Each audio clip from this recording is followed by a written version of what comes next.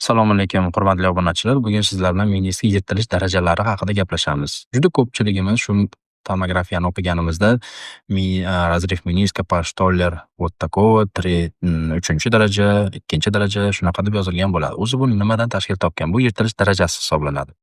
Ya'ni mana sog'lom menisk mana shu ko'rinishi. Birinchi daraja mana kichkina nuqta ko'rinishda bo'ladi. Ikkinchi daraja sal yoyilganroq bo'ladi. Lekin hech qaysi bo'g'im yuzasiga ochilmagan bo'ladi. Faqat payda ichida bo'ladi. Xo'p, 3-darajada bitta bo'g'im yuzasiga ochilgan bo'ladi. 3B darajada esa ikkita bo'g'im yuzasiga ochilgan bo'ladi. Ya'ni mana bu yerda bitta past tomondan ochilyapti, lekin tepa tomondan ochilgani yo'q. Bunda selekom. 3B уже nestabil, ya'ni loskutniy, ruchkaliki, продольный razrivlar hisoblanadi. Mana 3A da ko'pincha stabil, ya'ni neполный продольный razrivlar hisoblanadi. Endi 4-darajada bu ko'pincha kombinirованный yoki сложный razriv ham deb gapiriladi.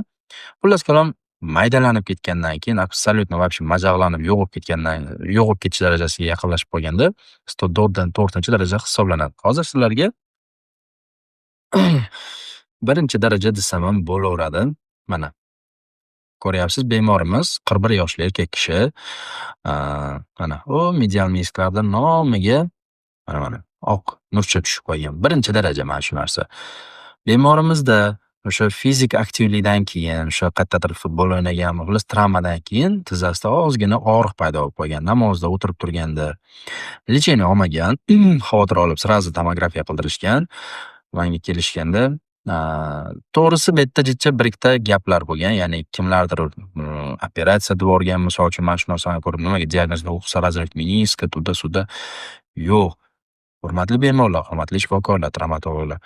Misol uchun mana shu darajadagina 1-darajani operatsiya qilib, to'g'risiga bemorga hech qanday foydasi yo'q. Лучше konservativ lecheniya, ya'ni bironta MPVS tabletka bering, ukol bering, 1 oy, 2 oy fizический nagruskadan cheklab turding. Geparin mazin surkademikli kompressiyani qilib tur, yerga o'tirmay tur, namozda stulda o'tirib o'qib turgin. Plus og'riq ko'tarib imkonlardan oshig'ding, bo'ldi. Shu kasal yaxshi bo'lib ketadi, hech qanday muammosi qolmaydi.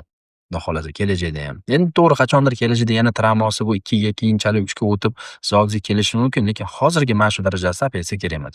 Xullas kalom, bemorlar bilib olinglar. 2-darajada operatsiya kerak emas tizzaga. O'sha medial menisda 1-2-darajasidagi razrivda. Yursa bo'laveradi. Faqat to'g'ri sal o'zini ehtiyot qilish kerak, shtobi, chunki qayta travma olsa, shu 2 srazu 3 ga o'tadi-da, keyin nestabilga o'tib turib, tars уже operatsiya. O'zingiz sog'lig'ingiz o'zingizga kerak. To'g'risi gap.